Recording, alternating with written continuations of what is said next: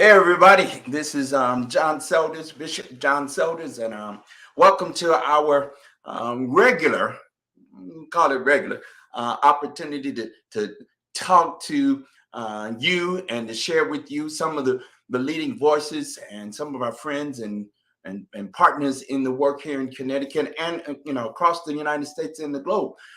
We call these relevant conversations where we hopefully spark your interest, pique your intellect, maybe have some fun conversation and cover some things, with the hope that at some point or another along the way, what might be dropped as just a kernel of an idea or inspiration will gift you and lead you in ways that are unimaginable. I can tell you, I am a direct descended and have benefited greatly from the wisdom of folk throughout my life who've dropped little kernels in my life, and all of a sudden those kernels turned into things, got me thinking, got me inspired, turned me up, and all of a sudden I was out there doing the thing that I never thought I would do. And so I appreciate you for listening. Those of you who are following us on all of the major platforms, social media platforms that we share these shows too, and I have a friend, a brother, partner in the work that I want to share with you, and we're going to chop it up a little bit and talk about life and liberty and the work and justice and maybe even a little foolishness before we get through with it. We might even talk a little foolishness. I appreciate very much the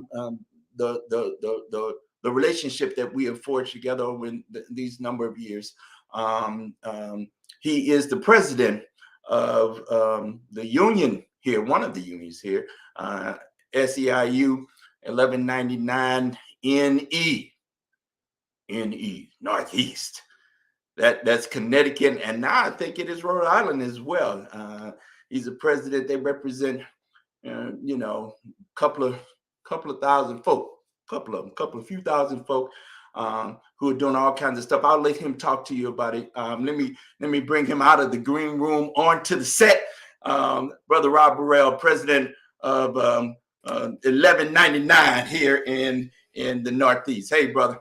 It's a privilege to be on with you tonight, Brother Selders. Wonderful to see you. Likewise, man. This is fun for me. We got to know one another. I think we kind of saw one another from a distance. When I arrived in, when my wife, you all know, Pamela, and our children, our family arrived here 22 plus years ago, almost 23 years ago now. We arrived here and we got involved right away, with some things. District 1199 was one of the early places we land and connected with some folks. Sister Carmen at that time was ruling the nest, if you will, and we got involved in a number of things. I remember going down to the center, down where your offices are, and hanging out with folk and talking about issues. And then I saw you emerge as a leader once you arrived in the region, in the area, and have gotten to know you over these years and have appreciated the work of 1199. Let me just tell you, for those of you who don't know, Dr. King claimed 1199. You know, they like to say that, they'll use that when they'll drop that little kernel. Anytime I'm around 1199, you say, Dr. King, claimed us. I said, I know. We do have some pride, some feelings about that. Yeah. We do.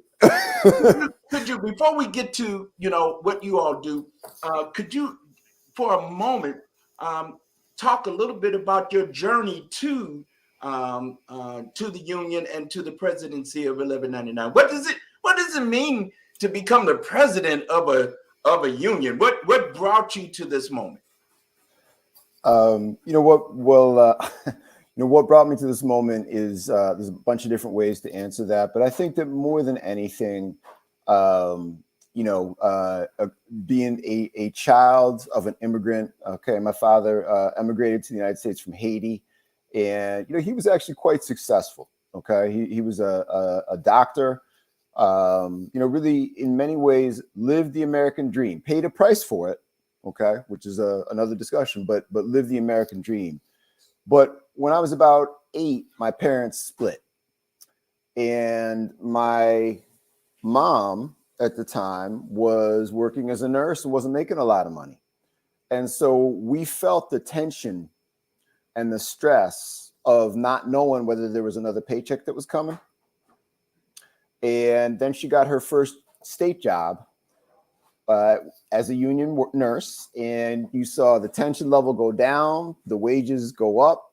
Mom could take a vacation every once in a while, and really it was just a big change in our life story. And then I would say that the other thing that was a huge influence on me was going to Haiti and seeing little brown and black kids my age who literally were coming to me in rags asking me for food. And I thought to myself, how lucky am I that I was born the son of a doctor in the United States, as opposed to these could be my cousins standing here next to me. Okay. And that just seemed wrong to me, that anybody should have to go without. And so that sort of began my journey as a child. And, later on, just seeing the injustices of the world that all of us are well aware of, people that are close to me, blood. Okay. People that I love. Dealing with, really severe police violence, seeing blood not survive, lack of access to healthcare because they were uninsured, black, working class, and poor. It's like 2.5 strikes against you, right? And the union was a place that I saw that people could make change. And so when I arrived here in 1998, it took me a minute to be able to understand even a single word that anybody around me was saying. It was like they were speaking some foreign language.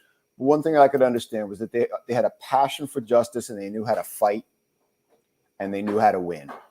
And that was really, really special. The people that you were referencing, Carmen Boudier, Dave Pickus, rank and file workers that were mentors of mine, Ray Malisi, Dorstein Harris. Some of these people are cooks and dietary aides, but taught me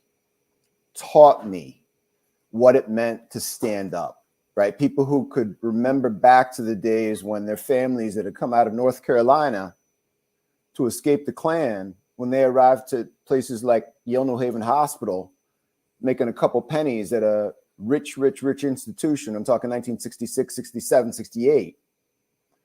And they decided that they wanted to organize the union. And when they would get threatened by management, it was like, really?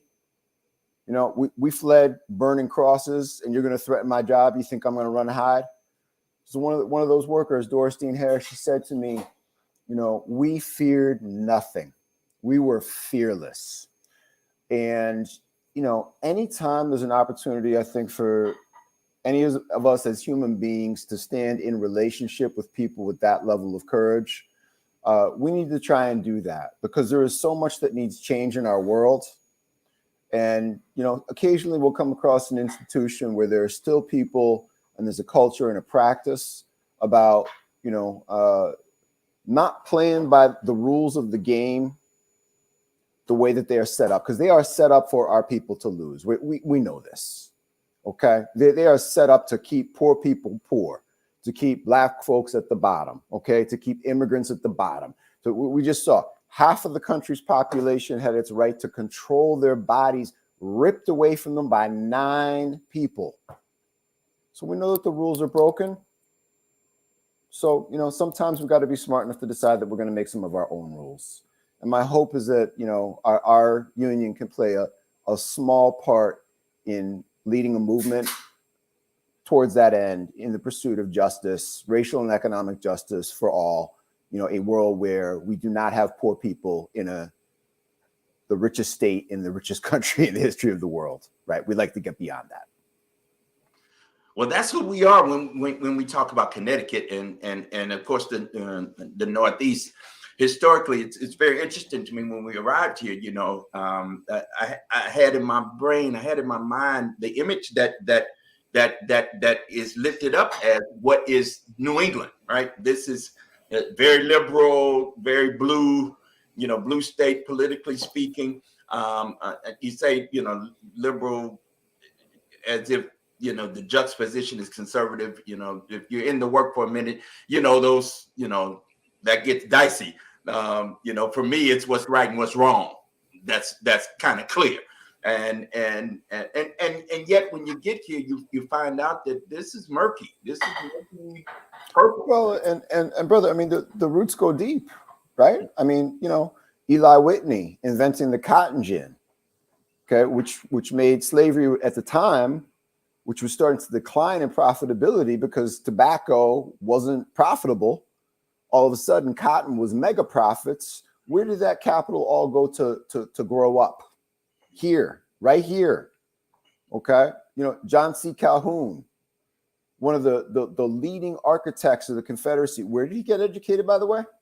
Oh, Yale University. Oh, okay. So it's, yes, there's a lot. We stand, in so many ways on the bones of our people.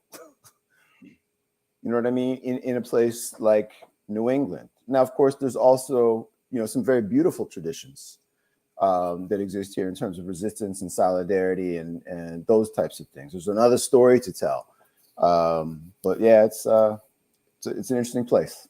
It is a very interesting place, and it's a very interesting backdrop for the work that we both mutually do and share in. Talk about a little bit about the union. 1199 represents who? So we represent really the full spectrum of the healthcare workforce, but we're primarily a long-term care workers union. So what do I mean by that? Nursing home workers caring for obviously our grandparents, workers for the disabled, whether it's intellectual disabilities or physical disabilities. And then we also have about 5,000 state members, almost 6,000 state members who, again, care for some of the folks who otherwise, frankly, are sleeping on park benches. I mean, we represent 3,000 members in DMIS, Department of Mental Health and Addiction Services, who truly just do God's work. People who, in some cases, I can think of a number of our members who used to run the streets in Hartford and, were addicted themselves and said, look, I did a lot of harm, but then I came through an addiction treatment program that was a state facility right here in Hartford, and I got clean, and I came out and I got my clinician certificate, and I want to give back. So I say that just to say that, we really have folks in our union who I consider to do God's work. That vocation of caregiving, that unpaid labor that our mamas gave us, from birth until we could actually take care of ourselves. The work that our members do is in that tradition. And it's everybody from housekeepers and dietary aides and nurses' aides to nurses and doctors and clinicians and everything in between. But primarily about 17,000 of our members are long-term care. And so, our membership overall is probably 80% women and also probably 80% Black and brown. Okay. Working class Connecticut and in many cases, low income workers. The 1199 started when here in Connecticut? I want to say 66, and that was basically some folks got in the car and drove up from New York City. And it has been, as you named, it's traditionally been situated itself with representing workers across this spectrum of healthcare workers, right? Mm-hmm. All right, good. What's interesting to me about the 1199 particularly, and certainly my interfacing with the 1199 has been on the ground as it has related to issues that had corporations or companies, empire building, and wanting to do that kind of empire building on the backs of those whose work was in. They couldn't get it done without these workers. Mm-hmm. Yet when it came time to negotiate, for better care for themselves, for better pay for themselves, these workers, for better working conditions, then it all of a sudden becomes an issue. And I think back for me, it was what Dr. King was working hard, had come up with the idea of the Poor People's Campaign in 1967. Had worked with labor, had worked with the immigrant rights movement, had connected widely across this country, and then a buddy of his, preacher buddy, James Lawson, who was pastoring in Memphis, said, "Bro, we got an issue down here, and I've been working with a group of sanitation workers here in Memphis. Could you just come and see what we're doing? Let me tell you, here's the setup." And that was the invitation, along with a few others, for Dr. King to go in 1968 while he was trying to build the momentum around the Poor People's Campaign. He went down to Memphis and then led a march that went crazy and said, "I'm coming back." And Bishop, what a model of leadership, right? A minister who would situate himself amongst the poorest of the working poor and say, "This is the struggle, right? Where I am willing to sacrifice my life." It reminds me about there was a story about the man born homeless, in the barn, really. And I think he rose through the ranks and, of the working class and became a skilled carpenter, and talked about what you do unto the least of these, you do unto me. Right. And we just, we could just do better as a society. Right. And we are failing the most vulnerable people in our state in so many ways. There was an article today, an op-ed in the Hartford Courant about something called the STAR program. This used to be a state program that this woman had founded, the woman who wrote the op-ed. It was an addictions treatment program designed specifically for women. Why? Because, women who were suffering from addiction often come with other problems. They may be in an abusive relationship. They may have a history of some type of abuse. And so they don't want to be with members of the gender sometimes that have abused them. That's a barrier to them kicking their addiction. This program eliminated because the state of Connecticut can't find people to staff it, supposedly. Well, if you pay people, you can staff things. Okay.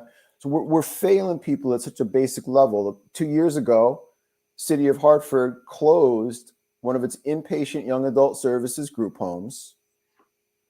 Okay. Now, understand, children who wind up, I'm saying children, but these are kids 18 to 25.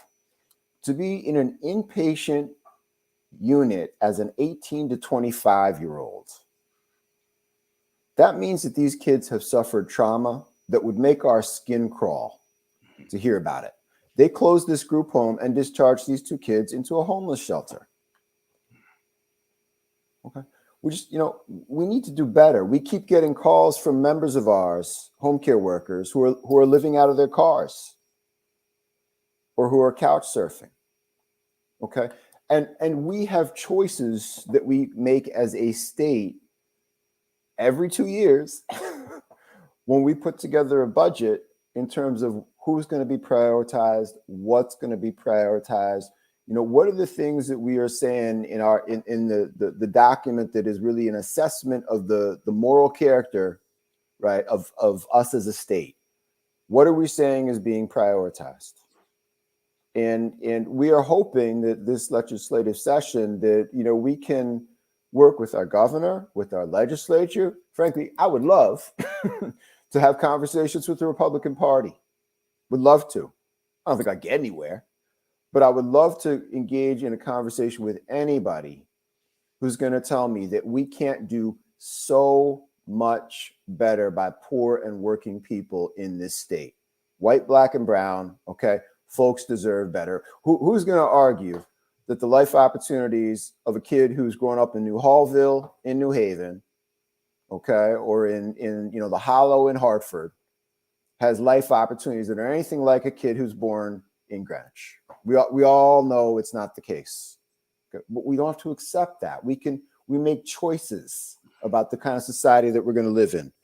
And I think that part of our role, people who view the world like I do and like you do, you as one of my mentors, okay, and in the long shadow of Dr. King, okay, we understand that we all have a responsibility to speak truth.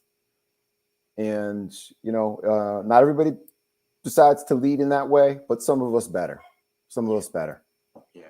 So, brother, let's stay here for a moment and talk about some of the stuff that you and 1199 have been engaged in over the years. I'm remembering back. I'm going back a ways. We were, I would say, in 2004, 5, 6, 2006, 5, 6, 7, we were engaged in, you talk about this kind of moral document.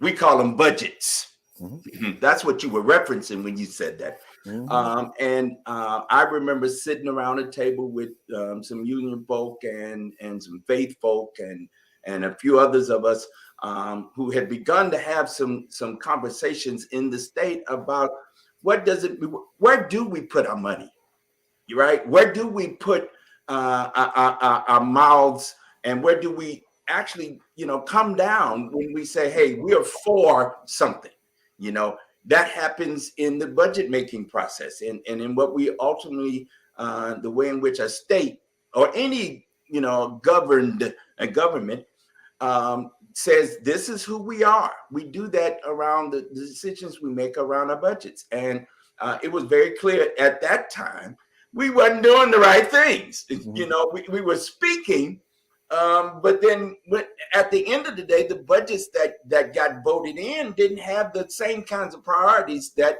we spoke about.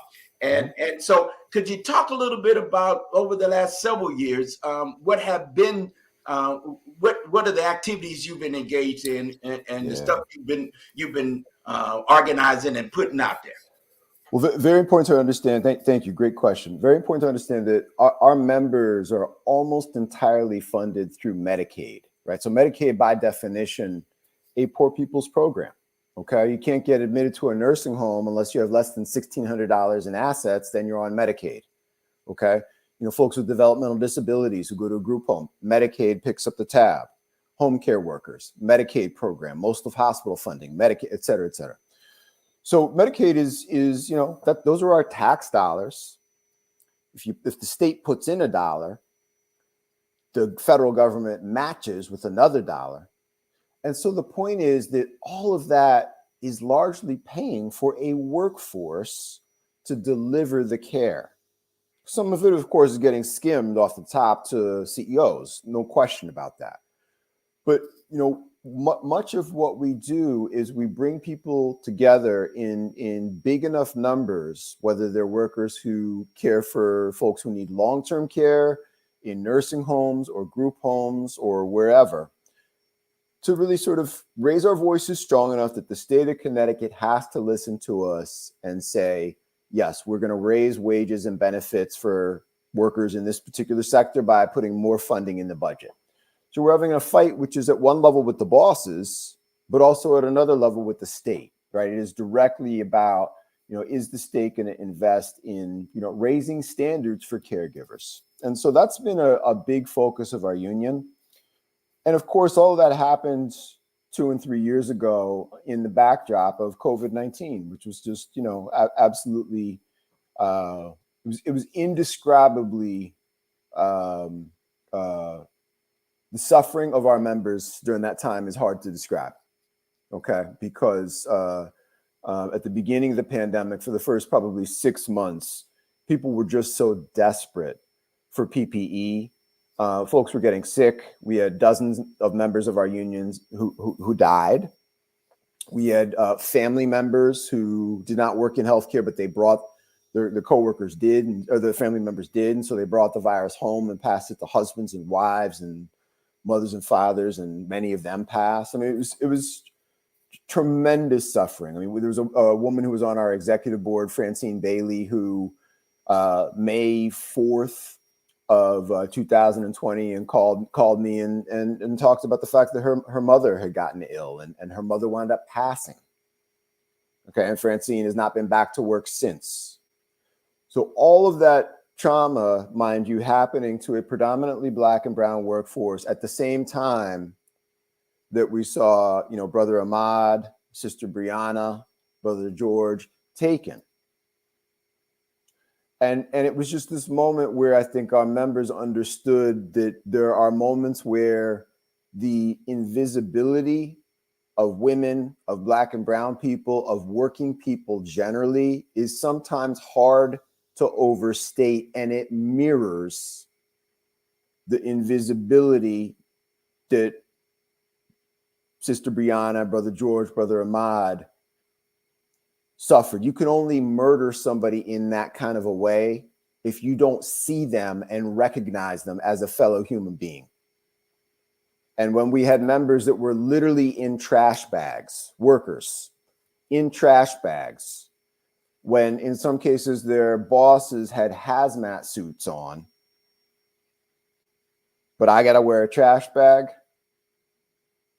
and the slow response to that was just, it burned in a way that is hard to describe. I've never seen anything like it, but it mirrored exactly the suffering that we were all experiencing, based off of seeing those police murders, frankly, okay, because it was not an active violence, but there's violence in negligence at times, okay.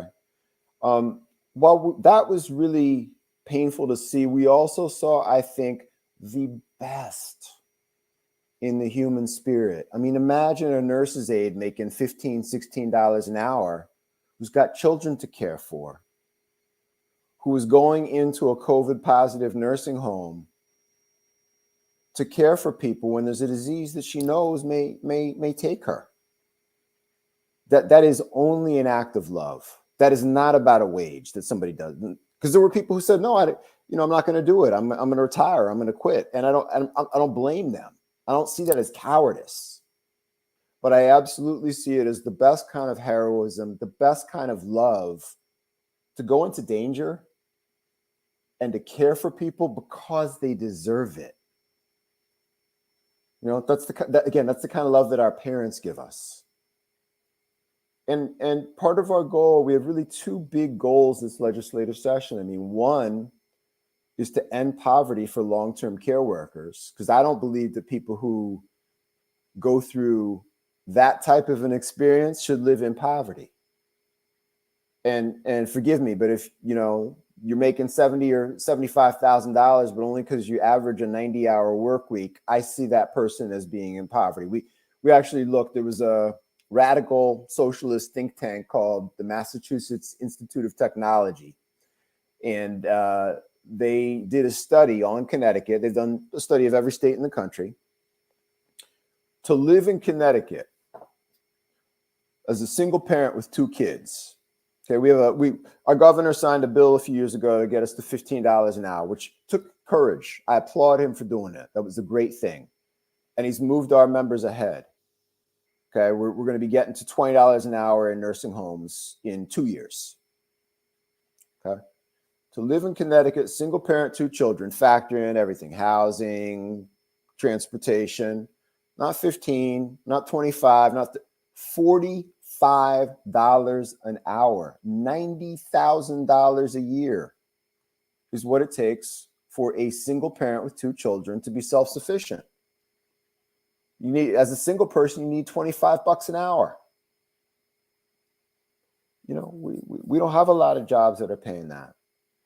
You know, and this is at a time where the rich are getting richer. So we hope that in our discussions about the budget that we can maybe balance the scales just a little bit better in favor of working and poor people, not just in terms of wages and benefits for our members, but also to access to vital services that people need, like mental health care, okay, including for children. We read 2 summers ago, 50 kids in the emergency department at the Medical Center for Kids in Hartford, 10 minutes away, Riverview Hospital in Middletown, Connecticut, state facility, 50% of the kids' beds are closed because they haven't staffed it.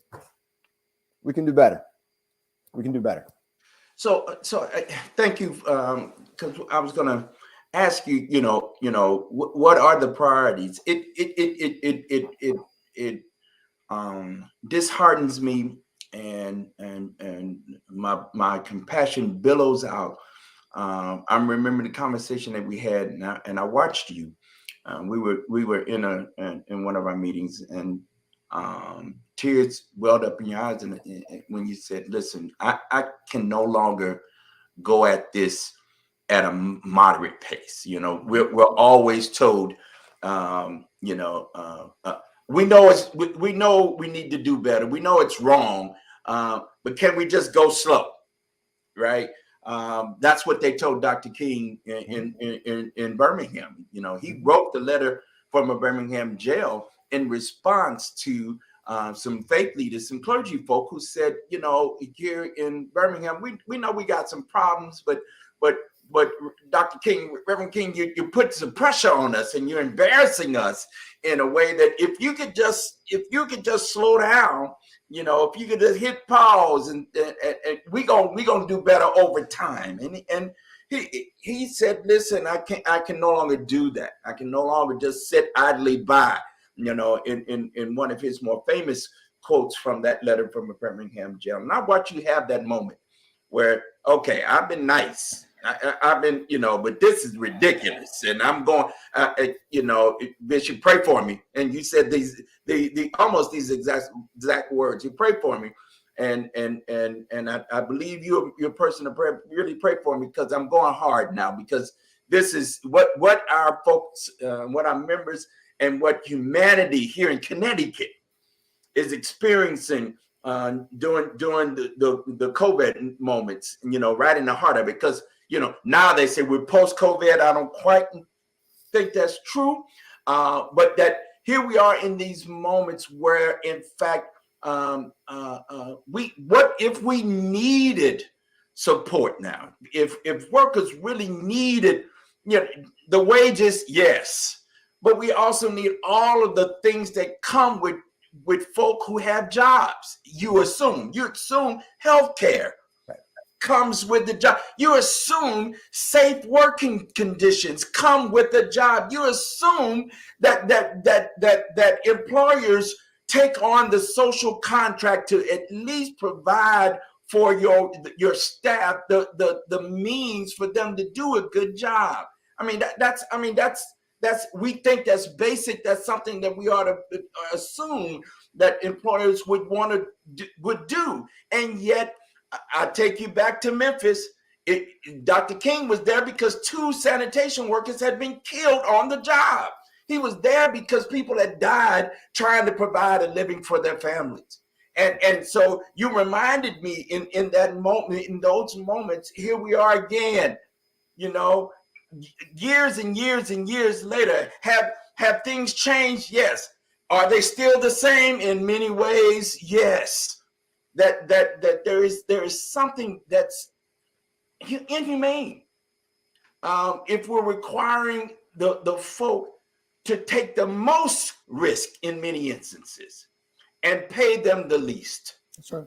Those who don't have a whole lot, we're asking them to sacrifice just about all they got to try to put two pieces of, ends to meet in order to carve out a living and a sustaining living for their families. It's tough on all of us, right? It's tough on anybody that's out here right now.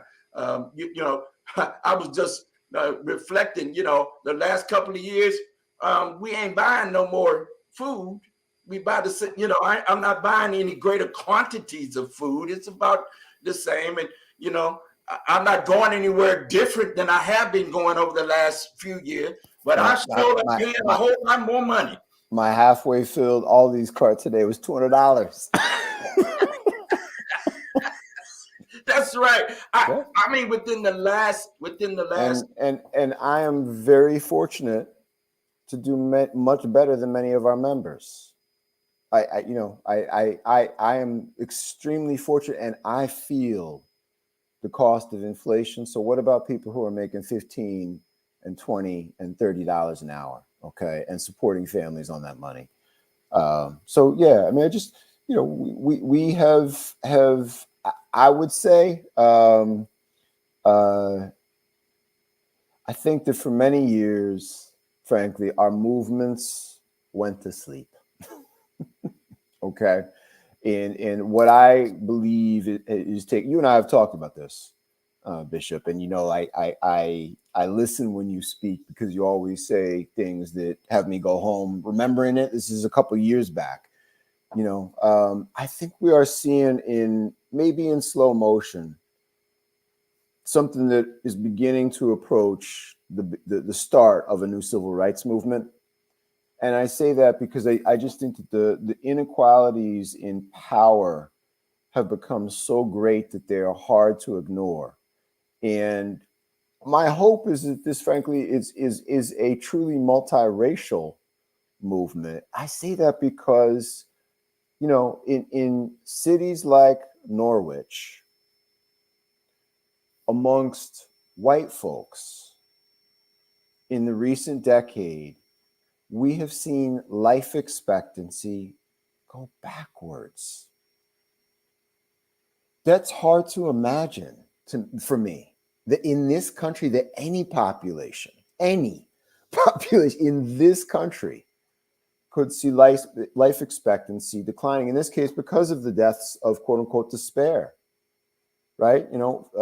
Folks who haven't been able to support themselves for a long time or are stuck in low wage jobs with, as they know, no future, no ability to live well, who deal with addictions, okay, suicide, other mental health issues that get people to that point. And, white workers on the way down have met Black and brown folk. Okay, now some folks we're going to not quite be able to reach, but there are others who I think that if we are in conversation with, we can say there's something bigger at play than this, artificial, but powerful, this artificial thing that we attach, to our physical appearance. There's something deeper at play in terms of the overwhelming majority of us that are struggling. Close to 50% of the people in this country are in poverty. Close to 50%. Right? Remember that when we started paying people to go home during the pandemic, that poverty declined. My God. We can't do better as a country. I know that we can. I know that we have that we have more in us as human beings than all of the division and the hate that we've seen spewed over the last couple of years. Luckily, our state has been, that's not been the mainstream, but it's if you in the shadows, it's out there. Okay. And when we are making decisions that allow the level of inequality that does exist in a place like Connecticut to just persist, I think we all have to spend some time in the mirror and just wonder, are we speaking up as loudly for the right things as we should be? That's right. I took a look a couple of years ago at the income inequality here for a family of four in the city of Hartford a few years ago. That average income was less than $25,000 for a family of four. Family of four. For a family of four. Wow. The average income for a family here in Hartford wasn't much better in New Haven and Bridgeport. These here in Connecticut are our major some of our major metropolitan areas, our cities. In a state that touts itself per capita as the richest state in the United States. So for me, okay, yes, it's about the numbers, right? Our major cities have people, but it's about human beings, right? Mm-hmm. There's something really wrong that you could and not feel nothing. You don't feel nothing about the single parent with, you just named it, to live comfortably, to live, standard. You need $90,000 a year for a single parent with a couple of kids. Who makes that? Right. You're certainly not getting that with $15 to $20 an hour working one job, right? You're not getting that. So for me, the question comes, what can I do to help at least have people think differently? That it is not some people down over there somewhere that you don't have any relationships to. These are the folk. We did an action, More Monday called an action a number of years ago. One of the ways we do our work, as you know, is we turn up. And I learned that term in Ferguson with some of my nieces and nephews down there. For those of you all that don't know, I'm from St. Louis. Ferguson is the town that I grew up knowing about. It was just east of the town I grew up in, the little suburban town in the neighboring suburbs of St. Louis. So they call this, what they do is turn up, I learned that term from them. We did an action here right on the city limits line, just up the way here. And one of the things we were thinking about in doing that is we wanted to block up the traffic a little bit during the rush hour time.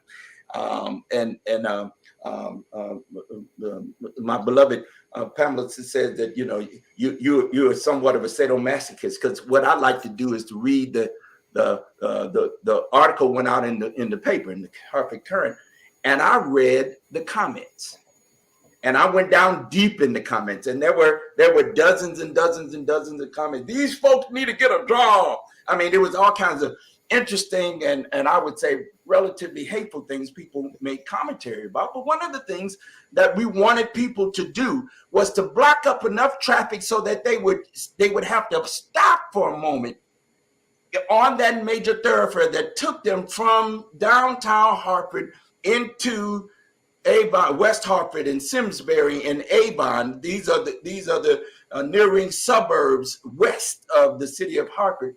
And I wanted them to see the people they would have otherwise passed by and not paid attention to at all. And in fact, that's what some of what we wanted to have happen happened. That people did also make comments about. I didn't know that there were neighborhoods here. That's the very interesting thing that the interstate system did for us. It took away. Right, so there's some there's some connections here we can go long and hard about fastly moving people from one space to another space. Has anybody found it interesting that there are not any a lot of exit ramps off of some of our coming into some of our cities in the neighborhoods, but they go from downtown into the nearing suburbs in a very quick fashion. There's some very interesting ways in which that was thought through in order to move people from one place to the other in our urban centers. And it happened all over this country in our metropolitan areas. I didn't want to teach a class on that. I just wanted to make mention to the fact that it wasn't, for us, it was an economic conversation. We wanted people to think just for, if it wasn't just but for a few minutes, to be made uncomfortable during an evening rush one day in 10 years, right? To think just for a moment that there are people who live in these neighborhoods who you pass by, who have families just like you have families, some of you, and that their economic thriving is just as important as your economic thriving. And I wonder, you say we could do better. I think we can. And part of what we've been engaged in, and I know part of what you have wanted to engage in, is to reach people to say, listen, folks, here are some real, true lives that are impacted by the decisions that are made here in these halls of power we call these political centers, like the Capitol here in Hartford, in our downtown city halls and town halls, decisions that get made without our voices, without our presence, without our thinking, without our stories. Because I believe that if we were present, if we were heard, if we were listened to, if we were to speak, if we were to presence ourselves, that possibly somebody would be touched. And then it doesn't really matter if you're Democrat or Republican at that point. It really matters at the end of the day that you vote your ticket in what you believe is right, and vote your ticket when you believe stuff is wrong. And for me, that I think that's the crux of the kind of work we do, and what I think is bound in this social contract we've created together, and we've said, hey, we are bound. Dr. King said we're in a mutual garment of destiny. We're bound by it. Absolutely. We're bound by it. We can't somehow, just because you ain't thinking about it, it doesn't mean that it doesn't exist.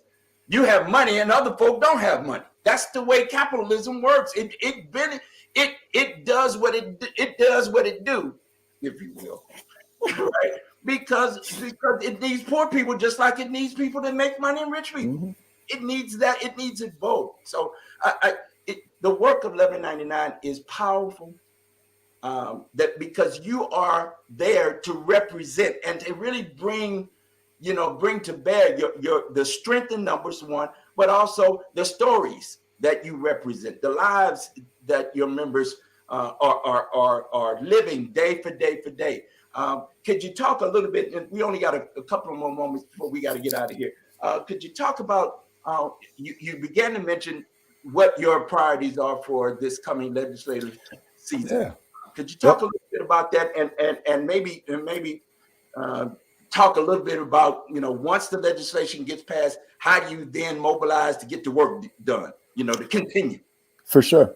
So two big priorities. First is, like I was saying earlier, we want to move towards ending poverty in long-term care work. Okay, group homes, nursing homes, home care. So the goals are to get people from between 1750 and 1850 up to $25 an hour over a couple of years, to get folks where everybody has health insurance, because there are still many thousands of those workers who do not have health insurance themselves as healthcare workers, and to get folks a secure retirement. We have members of our union who are, I'm not making this up, 80 years old. There's a woman who I know who is 80 years old who is still working. Okay. And not sitting on the couch watching her money work for her. Okay. Engaged in day-to-day work as a caregiver. So number one, end poverty in those industries by increasing funding. And then number two, we are working day and night, our members in Demas in particular, some of the most compassionate, well educated. I mean, these are folks who dedicate themselves to learning the craft of healing people who often come to them broken. Okay, dual diagnosis patients with both addiction and mental health issues. I mean, our members rebuild lives, but there's one hole after another in our social safety net. It used to be if you were homeless and you were entering into Demas care, they could immediately issue you a voucher to get you off the streets. Now, if you're homeless and you want to come into Demas care, unless you've been literally sleeping on the streets for 6 months, if you couch surf on your buddy who you get high with, you couch surf on his couch, doesn't count towards your 6 months. Reset, clock resets. 6 months to get a voucher. We can do better. We can do better, right? And so we want to make sure that we see the programs I was talking about, the women's clinic restored. Some of the young adult services program, 2/3 of the young adult services programs, 1/3 of the young adult services programs in Hartford for kids with mental health and addiction issues have been eliminated in the past 2 years. Okay? Restoring those beds, restoring the children's beds at Riverview Services in Middletown. Those things make a difference. Expanding services can save lives, and we want to see that the state does those things. And it used to be that making the case for what we call the social the social service, this net that doesn't allow people just to fall off into nothing. You know, we call it the social service safety net, right? While we weren't paying a whole lot of attention, and this is no crack at any one person or any one group of people. I would say this trend has really been, for the last almost 20 years. You can track this. You can track the defunding when in fact when some of our state the decisions were made statewide to get rid of our state hospitals. That's right. All right. That was 15, 17 years ago. And to give the money that was invested in those systems, those big statewide hospitals and the systems that were around that, the decision was made to pare that down and return that money into the community, right? It sounded like a great idea, but there wasn't capacity for what was being asked of these local communities that then had to scale up. They had to scale quickly to handle what they didn't have the capacity for. And I watched it occur during my nearly 15 years of working within the context of social service, delivering social services to a small group of people. So I watched this day after day after day here in Connecticut. And I know I wasn't by myself. There were folk like me all over the state, and not just here in Connecticut, but all over the country, and in fact, all over the world, doing the same kinds of things and trying to make stuff happen with less resource and less capacity. Right? We just don't have the capacity. So it seems to me that and folk know this. And yet maybe they haven't remembered, or maybe they need to be reminded that these are the kinds of issues and the folk at the end of the decisions that get made that ultimately causes for extreme poverty to exist. It doesn't make sense to me. And I'm going to just say it like this. My mother worked on the same job for over 40 years so that her children would not exist in the same kind of poverty. She grew up in, I mean to tell you back, she would call it the sticks of Mississippi. And she came to the city, she came to St. Louis, destined to provide a living for her and her children that was different than hers. Living just enough for the city. That's exactly right. And the migration from the south to the north was the promise. The promise was better life, right? More money, to provide a better existence for you and yours. And I feel like in many, many ways, we have forgotten, where that root is and that humanity to people on the treadmill of life, right? Because it's a hamster treadmill of The hamster just, wheel. Yeah. you're just getting at it, and you turn around and it's, 20 years later, and what have you really built? What have you really established? What have you really done? What have you really gained? Right?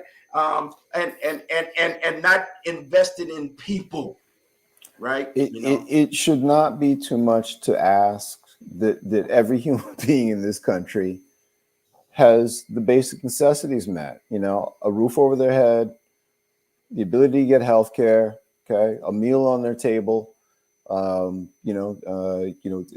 ability to get an affordable education, okay, that their cultures are honored and respected. Like these things, I think that's achievable. I think that's achievable.